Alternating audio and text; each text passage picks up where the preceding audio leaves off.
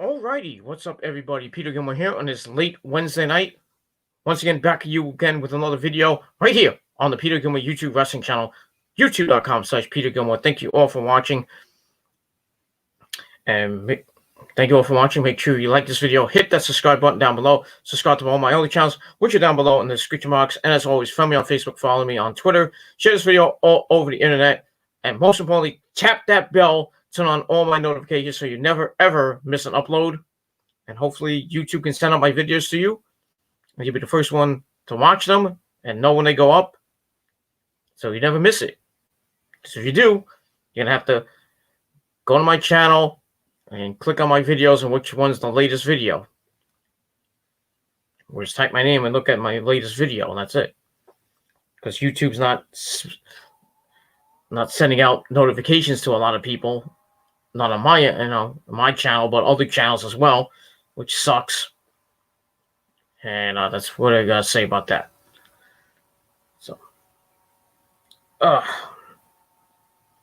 that's all I gotta say about that. All right.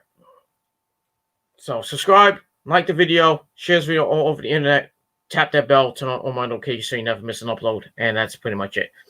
And as always, the chat room is open, so you can chat with me about wrestling or whatever you want.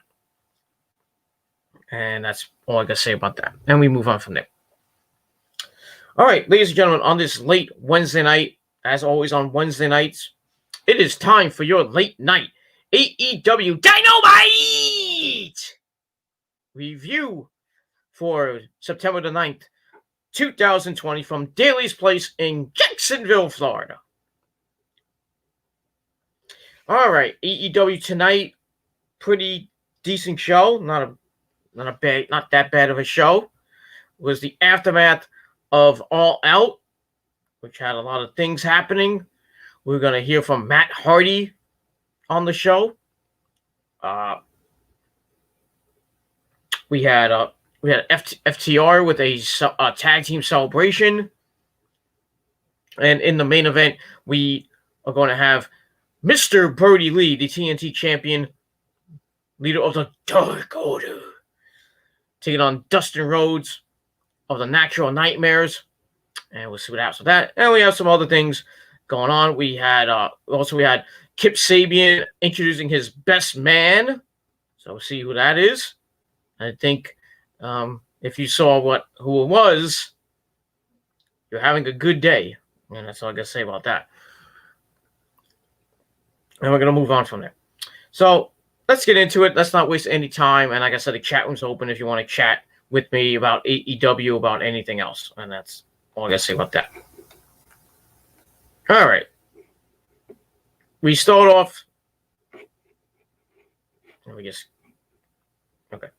We start off AEW with our first match. We'll go right to the action with match number 1, Jurassic Express, Luchasaurus, and Jungle Boy Jack with that little runt, Marco Stunt at ringside,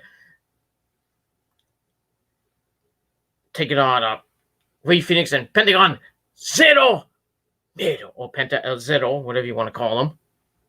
The Lucha Brothers. Match is all right. Pretty good match. Not bad. We had Eddie Kingston and the Butcher and the Blade at ringside for their respective team.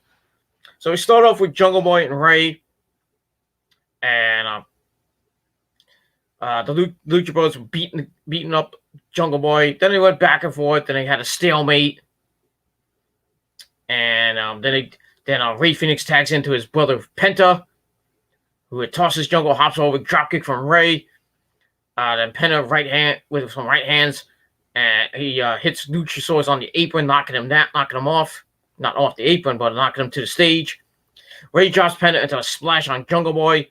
They go for the package power drive with a Fear Factor, but Jungle Boy escapes, tags in Luchasaurus, comes in like a house of fire, drops Jungle on the Penta for a near fall.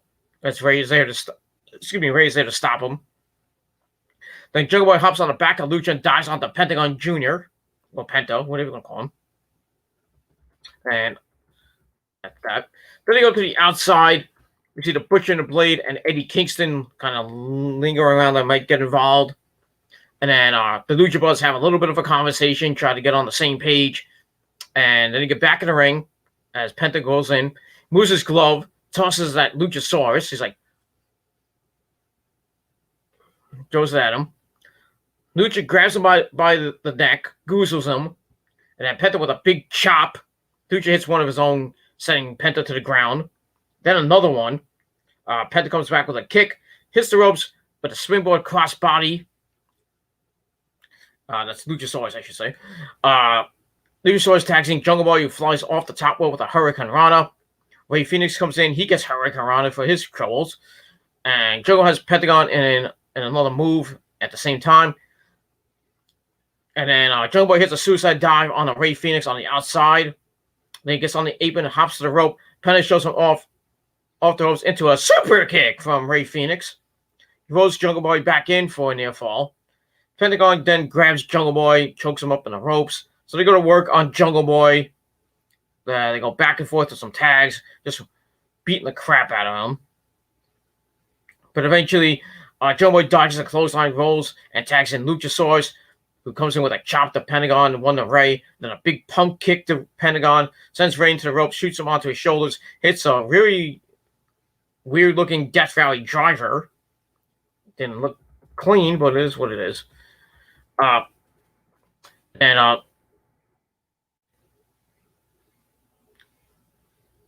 looking for my spot. Rey comes in with a kick. Lucha grabs him off the top rope, choke slams him to hell. I mean, he just grabbed him and with a big choke slam from the top. Then he's a standing moonsault for a near fall. Kicks Penta in the head, and Lucha Boy's like, yes. He's all fired up. Turns towards Penta, drops him, then tags in Jungle Boy. Luchasaurus grabs Rey. They whip him into the ropes. And here's a springboard headbutt to Luchasaurus. Rey grabs Jungle Boy, gets him on his back, then hits the goalie driver and then a leg drop on the Lucha at the same time, which is pretty cool. Tags in Pentagon. Pentagon runs in, hits a sling blade to Luchasaurus, misses a clothesline, hops on the ropes, hits a backstabber. Then he laps up Jungle Boy. They hit the stomp into the package power driver. Then Rey hits a suicide dive to Luchasaurus on the outside. Look to win the match. They go, and it goes 1, 2, and Jungle Boy somehow kicks out of it. And then Rey with the tag, he enters, grabs Jungle Boy, sets him up. Jungle Boy reverses, sends Rey into the flying Pentagon Jr., who hits a Canadian Destroyer onto his own partner. Oops. And then Jungle Boy covers 1, 2, 3. Jurassic Express gets the win. And the match was all right. Gave it 2.5 out of 5 stars. And that was that. So maybe, looks like Pentagon and Rey, kind of, they kind of screwed up. That's what happens with tag teams. But we get that. So I gave it 2.5 out of 5 stars. Afterwards, they start arguing, and Eddie Kingston has to break them up, and basically, he's like telling Pentagon, "I love you like a brother. Shake your brother's hand," and eventually they shake hands and they hug. But it looks like they might break up the Lucha Brothers, and we'll see what happens with that. And that's pretty much all I gotta say about that. And we move on from there. All right, then we go backstage. We're in front of the door. Actually, we start off the show with Jericho and MJF outside with Tony Schiavone. I forgot to mention that. The nose to nose, and you meet Tony in the middle. They explain to one another how much they were screwed on Saturday. MJF screwed out of the world title by Jon Moxley using the paradigm shift when he wasn't supposed to. Jericho losing to Orange Cassidy in that Mimosa Mayhem match. Say that 5 times fast. They promise each other that soon they'll each become AEW champion. And it's like, you kill out there tonight. You kill out there tonight. Then they leave, and I'm like, what a loser. And that's it. So that starts the show. And then we had the match, like I said, with Luchasaurus and Jungle Boy taking on Pentagon and Rey Fenix, and Jurassic Express get the win. Like I said, match gets 2.5 out of 5 stars. And then Rey Fenix and Pentagon almost came to blows, and Eddie Kingston had to get involved. And the Butcher and the Blade got to get involved. And eventually, cooler heads prevailed, and and Pentagon and Ray shook hands and hugged, and that's it for their little faction, and that's that. And we move on from there. All right, then, like I said, we go to a promo from Jake Roberts and Lance Archer. Jake says, "We're not here for fancy cars. They're not here driving cars. They're here trashing cars and trashing people too. Just like getting wet. Might as well enjoy it because there was raining out where they were." He promises Moxley that he'll piss himself, and then Lance gets on the he doesn't get on the mic. He chimes in, telling John that he has nothing but despair to look forward to. He's been champ for far too long, and it's going to come to an end. And there's nothing he or anyone can do about him winning the title. In the end, everybody dies, and that's it. So we'll see what happens with Moxley and Lance Archer. We find out later in the show that on the anniversary show on October the 14th, that Moxley will defend the title against Lance Archer, and we'll see what happens with that. I think, they're gonna build it up for the next couple weeks, and they'll probably have a couple of brawls here and there. But I think in the end, Moxley's gonna retain the title and then go on to Full Gear, maybe face Kenny, and we'll see what happens after October the 14th, because they only got a couple of weeks away, got about 3 weeks away after that for Full Gear. So they got to really move forward with what's next for Jon Moxley, if he retains the title, that is. But I think he will, and then he'll go to Full Gear, maybe fight either MJF or he's going to fight Kenny, and Kenny will get the belt and hold it all the way to Double or Nothing, which is going to be in April of next year. With more fans, who knows? But we'll see what happens last time. So I gave the Jake Roberts and Lance Archer promo 2.25 out of 5 stars. And that's that. And then we move on. Then they had do it well. They go to break and then they come back with Pentagon and Ray going at it, and then Eddie Kingston tries to break it up, and then he's like, "There were 5 of us. Where were you guys?" And then he goes to the Blaze, like, where was your wife? Meaning Allie. That kind of going low there, but it is what it is. He said, "Where were you guys?" He said, "There were 5 of them." Ray kicks Blade in the face. Ray's like, "It was an accident," and Eddie's like, "Accident, my ass. Where was Pentagon? They should be running this place." And then he tells him to shake hands. So Ray extends his hand. Pentagon shoves Ray, saying, "Nah, I'm not going to do it." Eddie is pissed, saying, "You're my best friend. Ray's your brother, your blood. Shake his hand." So they eventually hug it out, and that's that. And then Eddie says, "I haven't forgotten that I never got eliminated in the Casino Battle Royale. Look up the rules." So maybe Eddie Kingston has a point, but I didn't see it, but it is what it is, and that's that. And we're going to move on from there. So I gave that little segment 2.25 out of 5 stars as well. And we move on. All right, there we go.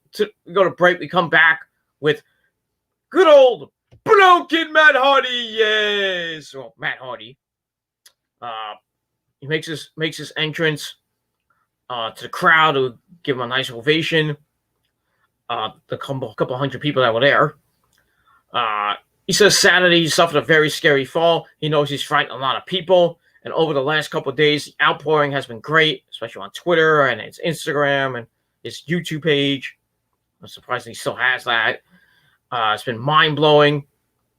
He says he's very happy to stand here and tell us that he's expected to make 100% recovery. That's good. That's some good news. And he says he won't lie. He won't claim to be the toughest man alive, but he says he will be the luckiest guy alive. And he's lucky because of his beautiful family. We see Reby Hardy in the crowd holding their new baby Bartholomew, or Barty, whatever you want to call him. Reby's kind of like, fucking idiot. She's kind of annoyed, but she's like trying to be a good wife to Matt. Tells his kids and his wife he's sorry, and all the wrestling fans that he's sorry as well. And lastly, he wants to apologize that the match wasn't what he wanted it to be. Maybe it was a good thing that this vendetta between him and Sammy Guevara is over. Sammy got injured as well, because we didn't see him. We didn't hear anything about him, because someone would have been hurt very badly if it kept going. Now it's time for him to get back to getting healthy. And when he's cleared, which probably won't be for a couple of weeks, he will wrestle, win, and get ranked. And he said wrestling is his love, his passion, and his journey is far from over. So very spirited and passionate promo from Matt Hardy.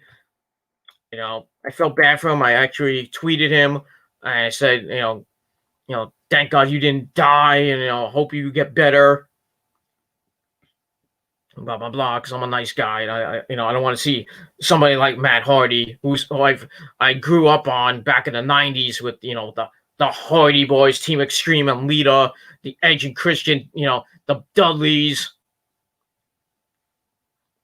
all those three teams just going berserk, and the TLC matches and ladder matches, and just all out craziness with the Hardy Boys. I've basically followed them when they first started in the WWE, when they were part of the before they even became the members of the Brood. When they were a team, they were managed by Mr. Michael P.S. Hayes, and then they broke away from Michael P.S. Hayes, and then they joined up with Gangrel. Well, they kind of became Team Extreme, and then Edge and Christian became part of the Brood after that. We all know that. And then we all know what happened after that. The tag team wars between Edge and Christian and the Hardys and the Dudleys, the TLC, the origins of the TLC match.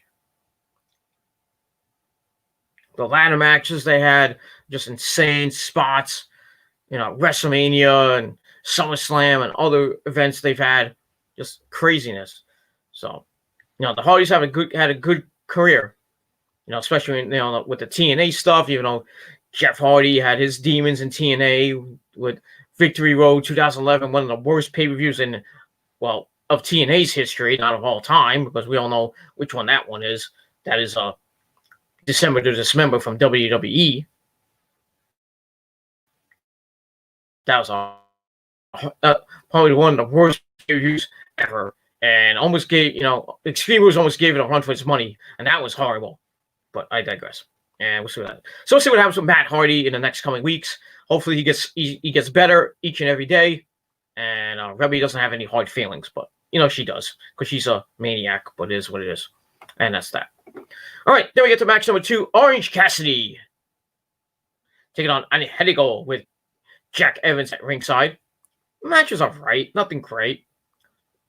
Starts off with a cheap shot from Angelico. And then he locks in a wrist lock. Orange spins out of it. And Angelico tries to cinch it in, but Orange spins again. Then they have a test of strength. Orange drops to his back. He hops up. Looks like he wants a backslide, but he catches. But Angelico catches Orange in a submission. Orange tries to break out of it, but Angelico locks both arms and spins out, hits a knee. Then an arm drag to Orange Cassidy, who hops up and spins looks for a DDT, but no. And Angelico hits a drop toe hold into a submission. Orange gets to the ropes to break the hold. He gets whipped into the ropes. A big splash into the corner. And Orange drops down, and Angelico flips over the top, clipping his leg on his way out. Ow. And then Orange hits the ropes, hits a suicide dive, plancha, to the outside. Sends Angelico into the ring. Flies off the top with a crossbody. Hits the ropes, ducks under, hits a tornado DDT. He kips up. And he moves his elbow pad. He's in the corner. And then he runs and hits the Orange Punch, the Superman Punch. 1, 2, 3. Orange Cassidy gets the victory. And he is on a roll as of late. Beating Jericho the last 2 times. Especially last Saturday night, that Mimosa Mayhem match. So he's on a roll right now. And the sky's the limit for Mr. Orange Cassidy. And we shall see what happens with that. So the match was all right. Gave it 2.25 out of 5 stars. And that's pretty much it.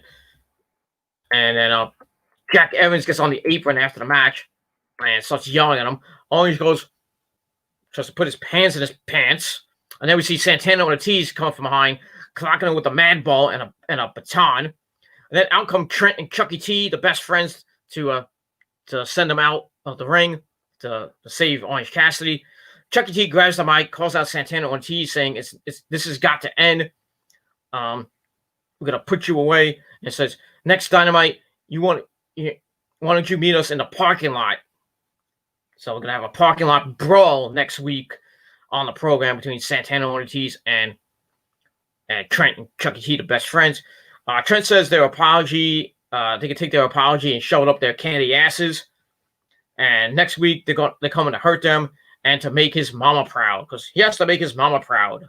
Kind of like Shelton Benjamin. Got to make your mama proud. Oh, Shelton Benjamin, Shelton baby. Yeah. So we get that, and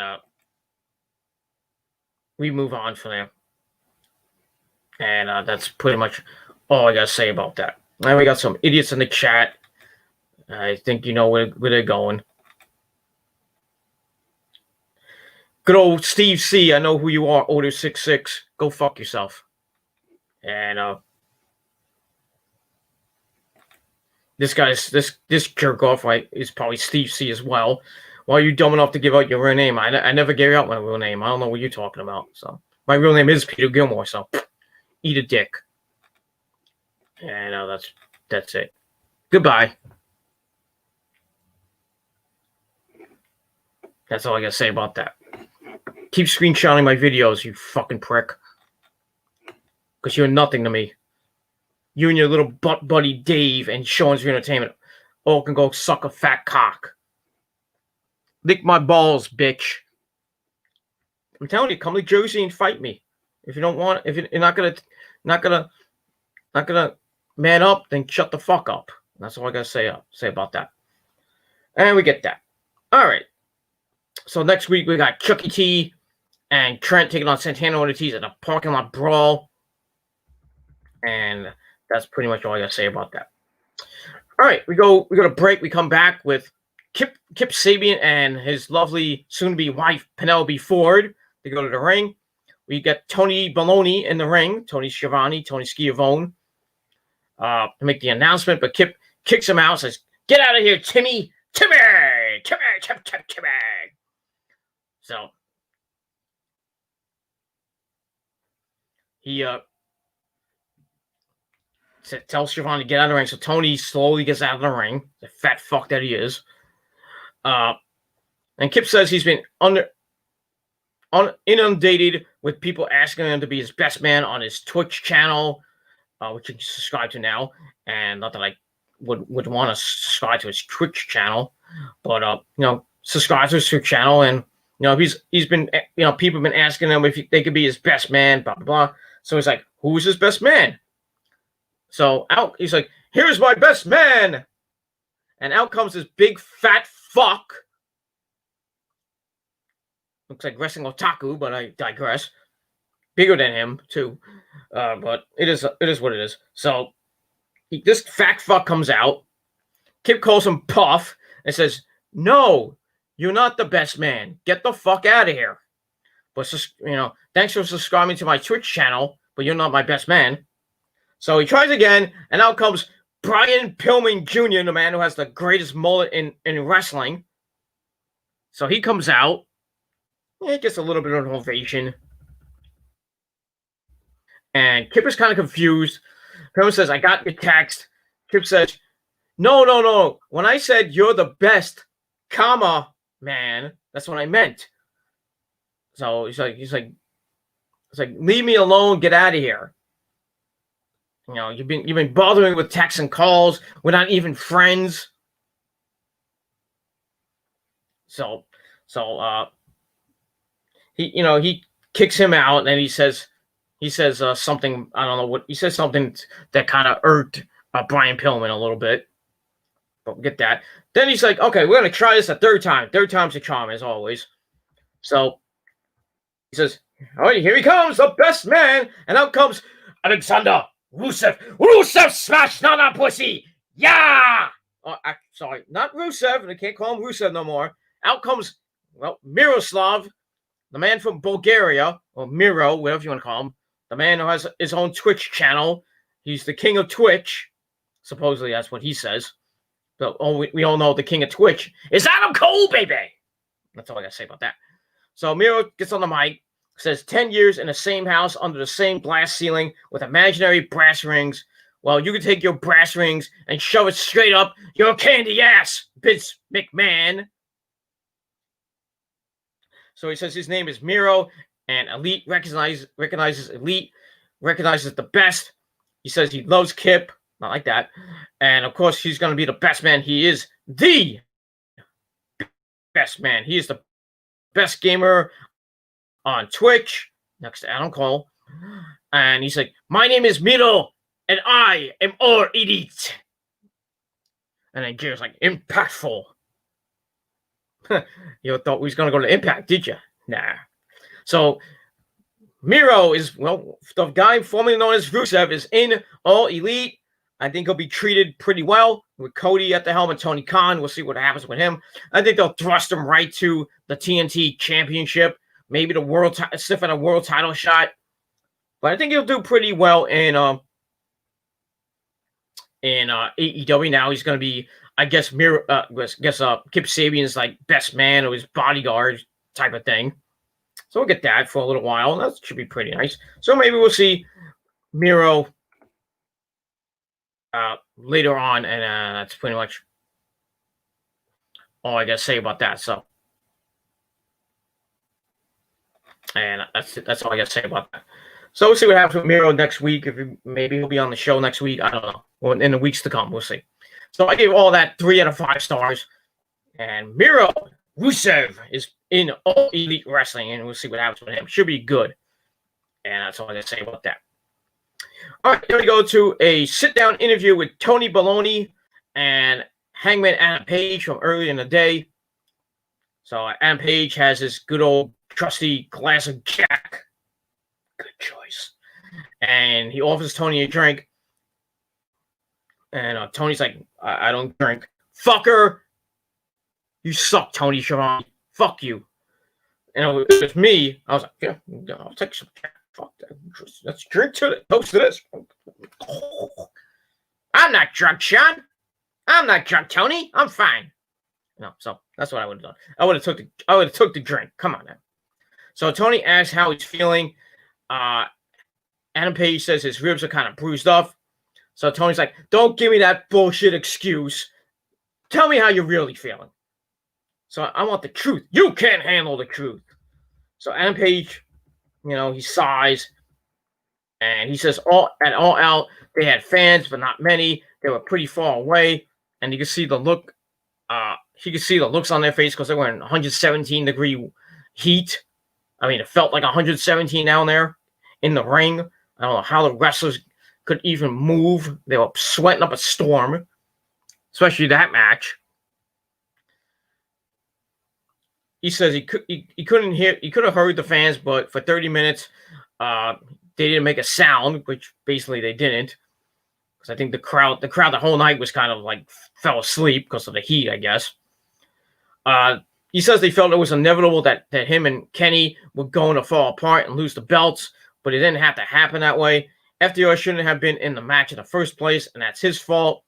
Kenny was right. Matt and Nick are the best tag team in the world, and it's his fault he lost 2 of his best friends because they kicked him out of the Elite. And it's his fault that because FTR was like him, they talk like him, they walk like him, blah, blah, blah. He was stupid enough to think they were like him. So he said this is probably him and Kenny's toughest test to date, but him and Kenny will get through it. And that's it. So Hangman, he's actually, he's really remorseful for what he did. He takes the blame for what happened with the Elite and with Kenny and the Bucks. So we'll see what happens with this situation. And we're going to hear from Kenny later with JR. So we'll see what he has to say. But we'll see what happens with Hangman Adam Page in the next coming weeks.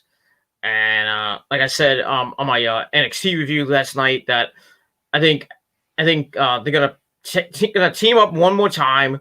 and then they're gonna lose, and then Kenny's gonna get pissed, turn on Adam Page, just beat the crap out of him, turn full-fledged heel. The Bucks will probably come out, try to stop it, but then they'll just beat the crap out of Adam Page too. Double super kick him to death, and then Kenny and the Bucks, the Elite, will turn to the Dark Elite or the Bad Side Elite, the Heel Elite, whatever you want to call them. And then Adam Page will have to go on this recovery tour, or redemption arc that he might be going, and they'll probably have a match on Dynamite, but he'll get his ass handed to him there, and then he'll still feel remorseful, and then maybe FTR picks him up and stuff, tells him not to worry, and then Adam Page, will go on this big storyline where, he wins a lot of matches, and then when Kenny wins the belt from Moxley at Full Gear, or maybe after Full Gear, who knows, that Adam Page will get his revenge on Kenny, and they'll have a match at Double or Nothing for the belt, and Adam Page will probably beat Kenny to become the AEW World Heavyweight Champion at Double or Nothing. That's what a lot of people are thinking. That's what I'm going with too. We can see that, but we'll see what happens. What Tony Khan and Kenny and the Bucks have up their sleeves over the next coming weeks, and that's it. So an emotional promo from Adam Page. I gave it 2.5 out of 5 stars, and like I said, we'll see what happens as we move on from there. And that's all I got to say about that. And that's it. All right, chat room's still open, so if any of you fucktards want to come back in, go ahead. Go suck my dick. That's all I got to say about that. All right, then we get to match number 3, a no disqualification, no count-out match.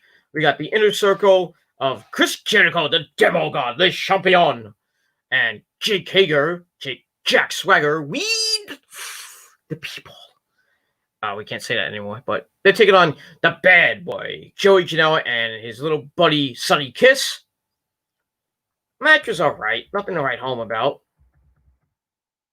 And we start off with Joey and Jericho beating the crap out of each other, stemming from last week when Jericho busted Joey Janela wide open. Jericho gets him in the corner, hits some chops in the right hands, whips Joey into the ropes. Joey fires out with a clothesline. He mounts and punches Jericho with a bunch of right hands. And attacks his Sonny Kiss. They double team Jericho, dropping him neck first on the top rope. Then they hit a double bulldog. And then they hit dueling drop kicks, sending Jericho down. Sonny knocks Hager off the apron. Jericho comes back with a kick, and then a knee pushed up against the rope. Jericho whips, and we get told that it's no disqualification, no count-out match. Sonny comes back with a kick, goes to the top rope, and Jake Hager's in the ring. And him and Joey hit stereo drop kicks to Jake. Joey smashes Jericho against the ropes, knocking him out of the ring. Sonny hops over the ropes, kicks Hager in the chest. Then Joey hits a suicide dive to Jericho on the outside.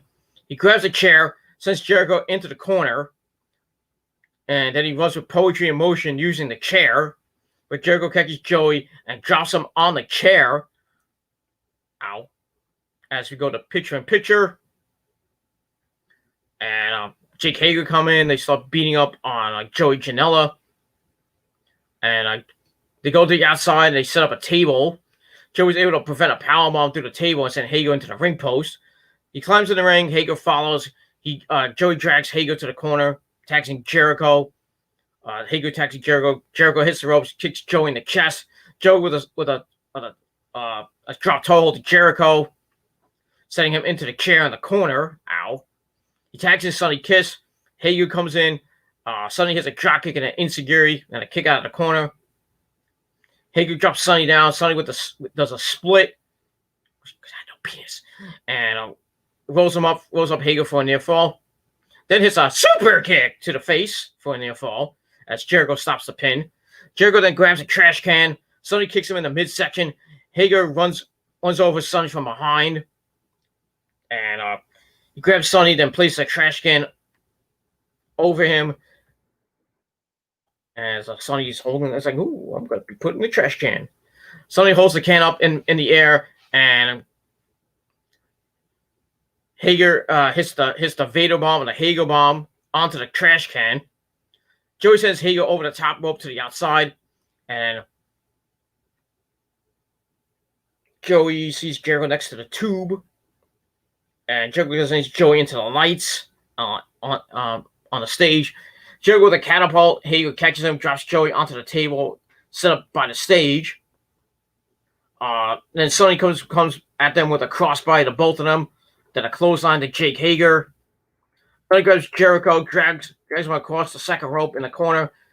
He flips into a kick to Hager, then a huge axe kick to Jericho, then a rolling elbow to Hager. He's on fire. Sonny goes to the top rope, and then Jericho has a fire extinguisher, shoots it in Sonny Kiss's face. Sonny falls off the top rope, and then Hager with that Uranagi, that kind of like a belly-to-belly suplex thing, and he covers Sonny Kiss 1, 2, 3. So Jericho and Jake Hager pick up the win.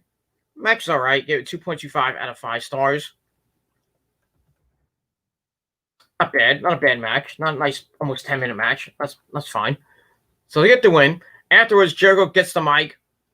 He's like, "Give me love, man." And he said the Inner Circle had a terrible night on Saturday night. He says he smells like rotten oranges, but that's in the past. This is a new page, and him and Jake are going to build up their wins in the tag team division and get a shot at the AEW tag team titles. So we'll see what happens now. Jericho's kind of getting away from the main event scene, going into the mid-card scene. And him and Jake Hager could be tag team champions. I don't see it happening, but I see them maybe getting a tag team title shot. But we'll see what happens over the next coming weeks with Jake and Jericho, and we'll see what happens with that. As we move on from there, and that's that. And we move on. All right, then we go to the back. We see MJF with his campaign team. Not a happy camper. Starts talking about Dictator John cheating at All Out using the paradigm shift after Wardlow got involved. But he doesn't blame John, and you can't blame a scorpion for stinging you. And he says the campaign was supposed to create change, bring hope, but now it's all over and everybody is fired. So he fires everybody, and then his little assistant, I think her name is Nicole or Nikki, whatever her name is, she's still smiling. And then he gets in her face. It's like, "Oh, finally you smile?" And he says, "I'm sick of your crooked yellow stained teeth and your BS face." So he kicks her out. She's crying up a storm. And then the gum guy comes up to him, gives him a piece of gum, and then he kicks him out. Then he turns to Wardlow, calls him an illiterate oaf. So Wardlow's like, takes offense to that, gets in his face. And I was like, "Oh, you want to be a big man now? Okay." And he wonders, he's like, "Is there a problem here, Wardlow?" Or he calls him the War Dog. He's like, "Tony Khan doesn't pay your checks. I do. I'm the only person on the planet who sees potential in you. I'm your only friend." And he tells Wardlow to get it together, or he's going to put Wardlow and his whole family out on the street. And he's like, "Do we have a problem now?" And Wardlow's like, "No." Then MJ's like, "Good. Because for a second there, I thought we did." And he's like, "Now we need to plan to get back on top where we belong." And that's that. So not a bad promo from MJF. He made his case for a rematch. May get it in the next coming weeks, but we'll see. And that's that. So I gave that 2.5 out of 5 stars, and we move on. All right, there we go to a promo from the AEW World Heavyweight Champion, Jon Moxley. He says on Saturday, talks about Lance Archer winning the Casino Battle Royale and getting a AEW title shot, which he will get on October the 14th at the 1-year anniversary show. So we'll see what happens with that. He said to himself, he's like, "Son of a bitch." Nothing's going to be easy, but it's not supposed to be easy. The only way to be champion is to crawl through a mile of crap and climb a mountain on the other side. He is the number one man in this sport. See, yeah, wrestling is a sport, you dumb fucks. Not sports entertainment. It's a sport. And if you want to debate me on that, go ahead. I'll tell you right to your fucking face, it's a sport. God damn it. Anyway. He says, when you look at Lance, you may think that he may well be going into a wood chipper, but it's not about what he sees, it's what he feels in his heart, his soul, his guts. He says he's unstoppable. He doesn't see a monster, he sees a man. And when the title's on the line, there's only one question. Do you really want to be against him?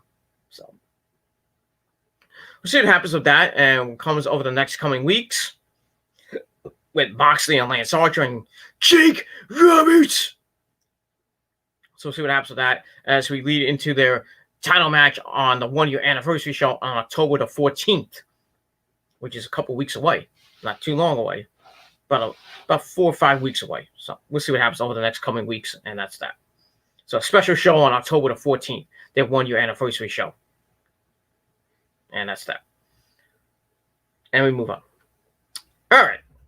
After that, we get to the tag team celebration with FTR and Tully Blanchard. They're in the ring. They have a table set up with cake and various other things there. They have various tag teams around the ring, like SCU, Kazarian and Daniels, Private Party.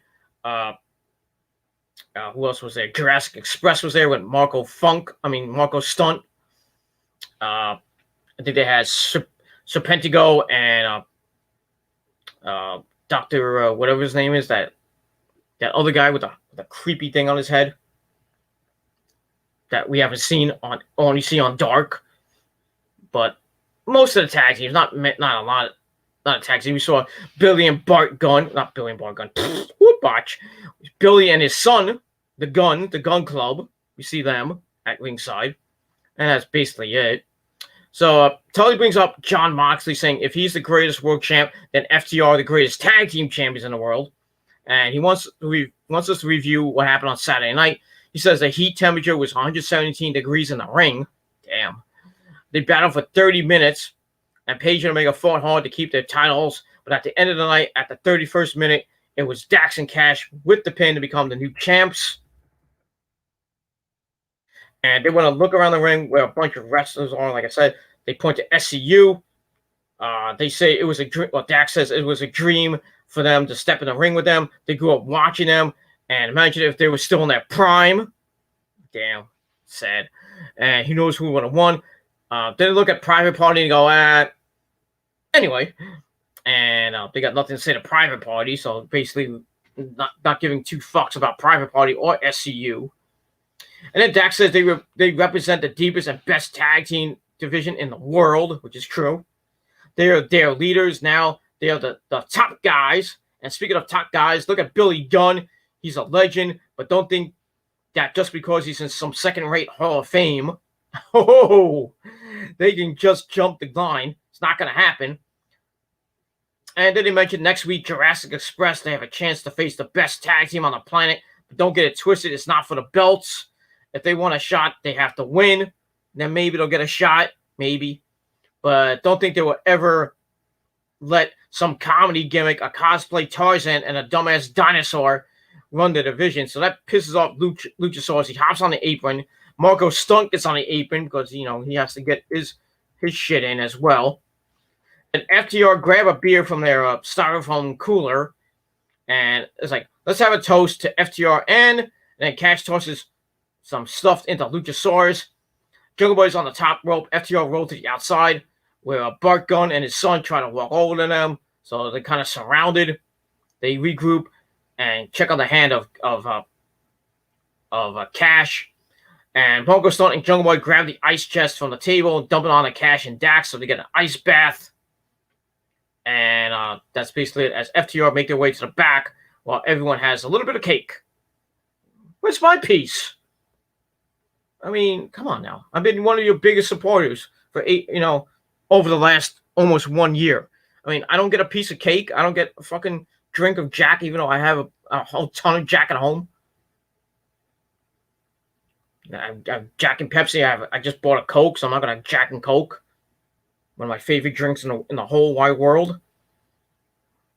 But Jack doesn't come cheap, my friends. Doesn't come cheap. It's like $10, almost $20 a bottle, like a nice sized bottle of Jack, which I have to get at the liquor store around my way, which is pretty far away. Not too far away, but it's right a couple blocks down the street. As I'm on my way to work, but it is what it is. So yeah, so where's my piece of cake? Yeah. Can't have your cake and eat it too, I guess, for Mr. Peter Gilmore, and that's all I gotta say about that. And we're gonna move on from there, and that's all I gotta say about that. And that's it. So we'll see what happens next week with FTR and Luchasaurus and Jungle Boy, Jurassic Express. Should be a good match. We'll see what happens if Jurassic Express can get a title shot, and we'll see what happens with that. All right, then we get Taz on commentary. He says, "We're hearing something from the back, and I think Darby Allin is here." So we hear the music of Darby Allin, but out comes Ricky Starks looking like Darby Allin, like he did last week. Stark comes out saying, "It finally happened. He got injured. He dislocated his pinky and can't skateboard with his friends anymore." Sad to be him. He says Darby writes it everywhere on his chest, on his skateboard. He says he's relentless, or is he reckless? Yeah, I think he's reckless. There's a reason why no one tags with him. That's why he sits by himself in the locker room or in catering. While he's currently hurt and alone, he's reckless. He doesn't know the meaning of relentless. And Ricky says he's absolute Ricky Starks, and the next time Darby shows his face, he will absolutely and relentlessly beat his ass. And that's pretty much all I got to say about that. So we'll see what happens with this situation as the Darby Allin, Ricky Starks, Taz, Brian Cage feud continues on. And now we got Brian Cage and Lance Archer kind of going at each other's throats, which they'll probably go back to that after Lance Archer loses to Jon Moxley at the anniversary show. Then they'll probably have an FTW World Title match for the first time in AEW on at Full Gear 2. I think Lance Archer will win the FTW title. At least he'll get a title. But no, not like a trinket title, but it is what it is. And that's that. And we move on from there. I gave that 2.5 out of 5 stars, and that's that. All right, then we get the match number 4. Ty Conti, who's being looked at by the Dark Order and Anna Jay. She takes on the Native Beast, Nyla Rose, with Vicky Guerrero at ringside. Excuse me!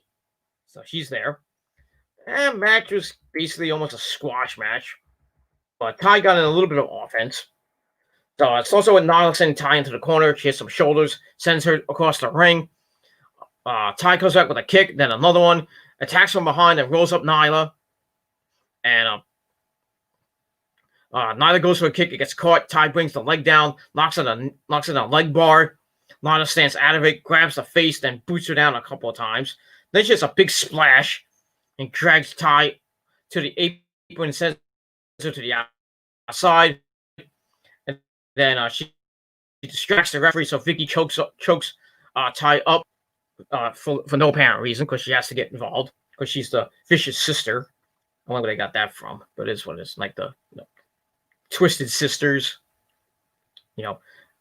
Holodead and Thunder Rosa. I would love for Holodead to come to AEW and they reform the Twisted Sisters.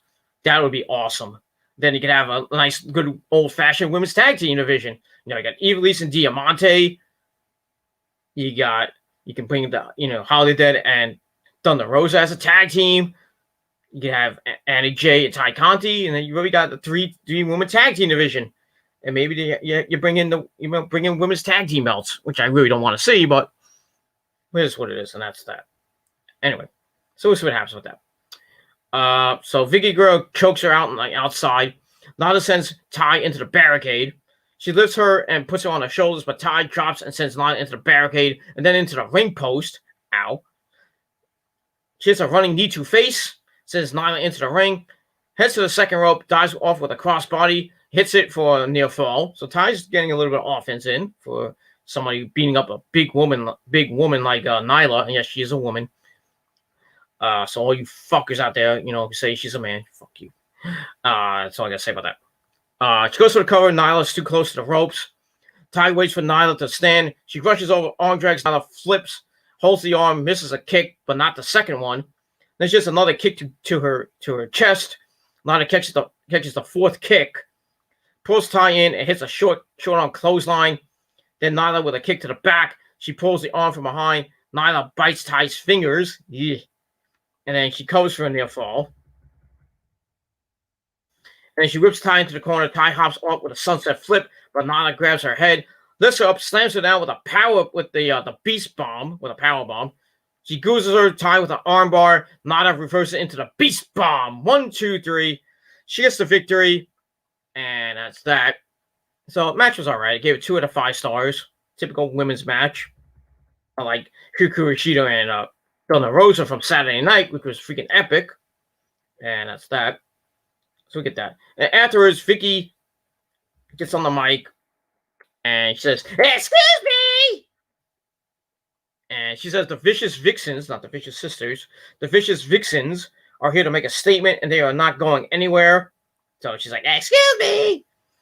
Then Nyla picks up Ty, looks to hit her with another beast bomb, but out comes Hikaru Shida, the AEW Women's World Champion, with her trusty kendo stick. She points it at Nyla. Vicky has to hold her back. They leave the ring. So it looks like we're going to get another Nyla Rose Hikaru Shida feud. I mean, the last time they fought, which I believe was at, I think, Double or Nothing, where Hikaru Shida beat Nyla Rose to win the title.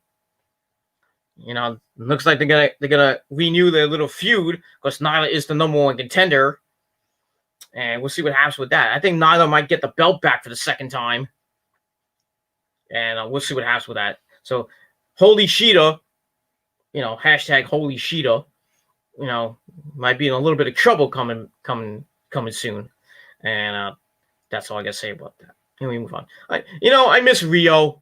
Little old Rio, not little young Rio. I miss Rio. I know she's in Japan. I don't know what she's doing. I don't know. She's still wrestling, or she's just in Japan. Just in the promotions in Japan, the women's divisions in Japan, fighting. Getting. I don't know when we're gonna see Rio back. We haven't seen her since this fucking pandemic started. So it's getting close to 1 year. I mean, it's been a few months, but I hope Rio comes back maybe by the end of the year or by early next year. Maybe she'll be in the either on Revolution or she'll be at All Out. Not All Out. Sorry, Double or Nothing in April. She'll be a surprise entrant to the Casino Battle Royale, like a women's Casino Battle Royale. The winner gets a title shot at whoever holds the AEW World Title. And that's that. And speaking of Thunder Rosa, she's going to take on Ivelisse for the NWA Women's Championship. So the NWA Championship will be is now recognized as a title in AEW. So we're going to see that being defended next week. That should be pretty good. We also got Jurassic Express against FTR, non-title. We got Frankie Kazarian against Hangman Adam Page. We got Santana Ortiz taking on the Best Friends in a Parking Lot Brawl. And I think it was Private Party taking on somebody. I think it was Private Party taking on Jake Hager and Jericho, I think, next week. That should be pretty interesting. We'll see what happens with that. And we will move on from there. I missed the segment with the Bucks. Alex Marvez was with the Bucks, trying to get a word with the Bucks. He was waiting. He knocks on the door a couple times, and then he's like, "Well, I guess we're not going to hear from the Bucks." And then the Bucks open the door. They double super kick Alex Marvez in the face, laying him out. And we find out later that Tony Khan fined the Bucks $5,000 each. But they could pay that easily. They got the money from like merchandise and all that other shit. They'll pay him right at the end of, by tomorrow morning, Tony Khan will have $10,000 in his pocket, you know. But it is what it is, and that's all I got to say about that. So I gave the Buck segment 2.25 out of 5 stars, and that's that. All right, there we go. To early in the day, we got a sit-down interview with good old JR talking to Kenny Omega. So he's asking Kenny how does he process losing the tag team titles and what all that happened at All Out. Kenny says he was a champ. Now he's not. He's been doing this for 20 years, though. He's been doing it since 2000. Wow. He says, you win belts and lose belt. You win belts, you lose belts. It's part of the game. JR says they weren't on the same page, but when the bell rang, they were on fire. Mega says they have chemistry. There was that magic when they first won the titles, and that's why he thought this is what he belongs doing, tag team wrestling. He was supposed to be the ace of the company, the star, but he lost his way. It wasn't until he found Hangman that he found a purpose, and maybe he wasn't a singles guy anymore. Then JR's like, well, what's next for you, Kenny? Kenny says, we got such a deep tag team division, one of the best in all of wrestling, which is true. So for them to get to the level they got, they had to dig deep. And the part he learned about Hangman is not a part he liked. He's proud of their run that they had. And if Page hopes for a rematch and they reconcile with the Bucks, then he better make other plans. So, looks like he doesn't really want to team up with Adam Page anymore. He wants to go his own way. So he says he has dreams and goals.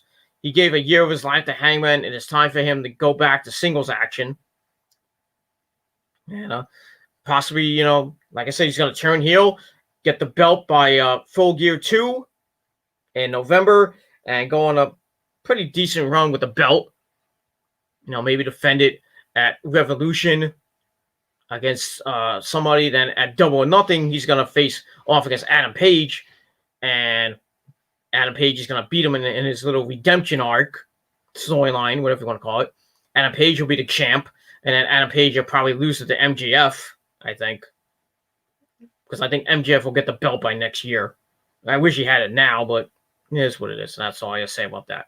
So, good promo from Kenny. I gave it 2.5 out of 5 stars. And, all right, then we go to the main event for the TNT Championship. Excuse me. We got Mr. Brody Lee with the Dark Order at his side. Evil Uno, Stu Grayson, the Beaver Boys, Alex Reynolds, and John Silver, and 5 and 10, or whatever their names are. So as Brody Lee comes out, I think he comes out first. Dustin comes from behind and attacks him. Lee's able to catch up and hit him with a right hand. Back body drop to Brody Lee onto a table, but it doesn't break. I am the table! So Dustin hits an uppercut, sends Brody into the steps. Then he hits a right hand. Lee ducks under John Silver, who is on the outside. Dustin hits him instead. And then they roll into the ring, and they begin the match. The match wasn't that bad. They go at it with some right hands, but end up right back to the outside. Lee tosses a table for no apparent reason, because he's pissed. Dustin gets sent back in the ring, and Brody Lee hits a big chop, then another one. And then Dustin comes back with some right hands. He does some ground and pound, mounts Brody Lee. Shots from above, getting to 10, then continuing them for another 10. So we get a 20 shot. Then he hits a chop. Then Brody comes back with a chop, then a right hand. Dustin with some rights, hits the ropes. Lee stops him in his tracks, and then he catapults Dustin into the second rope. As we go picture in picture, Lee has Dustin on the outside. He chops him, and Dustin fumbles over the barricade. Excuse me, my allergies catching up to me. Brody tries to send it on top of him, but he can't get the barricade up. Sad. They get back in the ring. Lee works the ropes, drops to his knee, hits an uppercut. Let me just check my time. Oh, not bad. And then a bulldog from Mr. Dustin Rhodes. He whips Brody, gets reversed into a power slam. Dustin sets up for a possible power bomb, but he gets back body dropped. Brody rushes the corner, and then Dustin with a boot out of the corner. Then Dustin flies off with a Hurricane Rana. He's in the corner, gets sent into the ring post, and then Brody Lee gets sent into the ring post. Then Dustin hits a Canadian Destroyer for a near fall. Lee comes back with the right hand. He sets up. Dustin floats over, hits Crossroads. Looks like win the belt, but Brody Lee kicks out at 2. And then Dustin eats a kick, then a powerbomb by Brody Lee for a near fall. Lee goes for a big kick in the corner, but Dustin moves out of the way. And Brody Lee goes to the outside. Dustin's on the apron and hits a cannonball. And they go back to the ring. Lee attacks in the corner. John Silver is on the top rope. He flies Dustin with a power slam. Brody goes for the discus lariat. Dustin with a kick. Then hits a power driver to Brody Lee. Looks to win the match, but Brody Lee kicks out at 2.5. Then both men get up. Right hands, and a chop from Lee. And then Dustin with a chop, and then one from Lee. And then Dustin with a kick. And then Lee bounces off the ropes, misses a kick. Dustin clotheslines for a near fall. Brody tries for a slam, but Dustin dodges it. And Brody kicks Dustin, which kind of grazed Dustin a little bit. Then he kicks him again for good measure, just to finish the kick. And then he hits the discus lariat. 1, 2, 3. Brody Lee retains the TNT Championship in a pretty good match with Dustin. I gave 2.5 out of 5 stars. And that's that.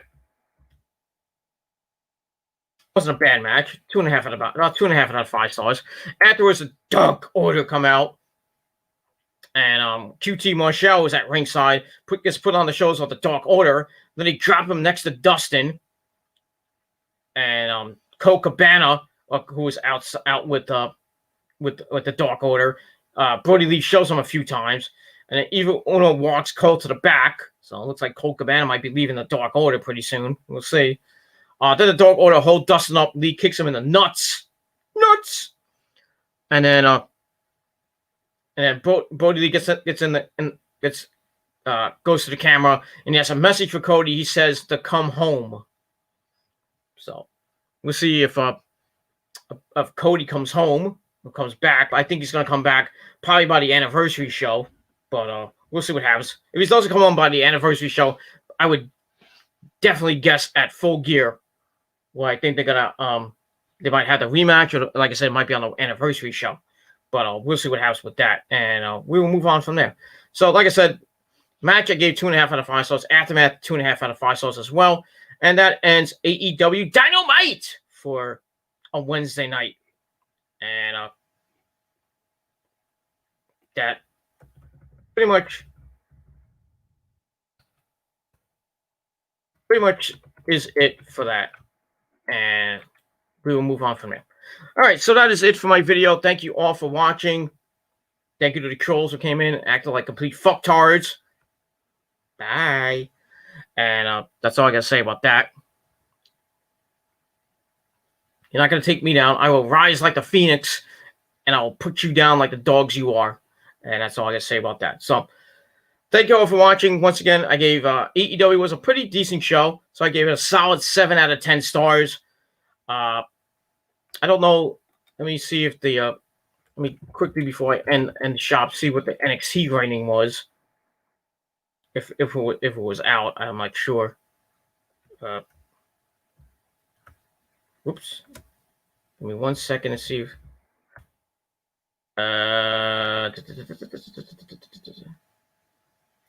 No, we don't have the. No, I don't see the rating for NXT.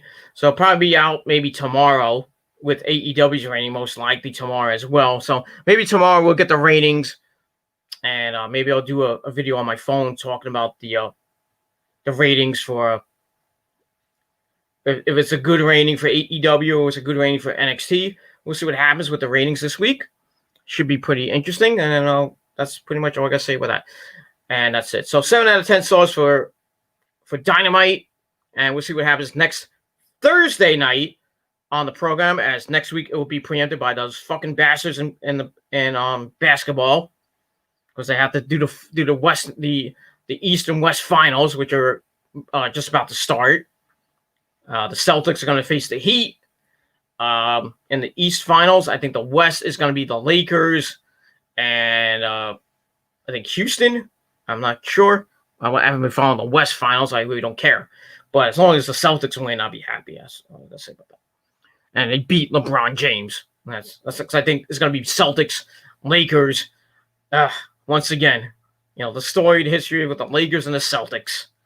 Beat LA, baby. That's all I gotta say about that. So I think it's gonna be Lakers and Celtics in the NBA Finals, which will probably be at the end of this month into early October, and then there'll be a little bit of a rest period, and then I think next season will start, I believe, at the end of October or early November. I know hockey begins in December, and hockey is starting the East and West Finals. So Stanley Cup Finals will be coming up within the next couple weeks, and then the Stanley Cup Finals, and then that'll be it. And then they have a little bit of an off season. Then training camp begins in around Thanksgiving time. Then around early to mid-December, the 2020-2021 season begins, and that goes from December to, I would say, May or June.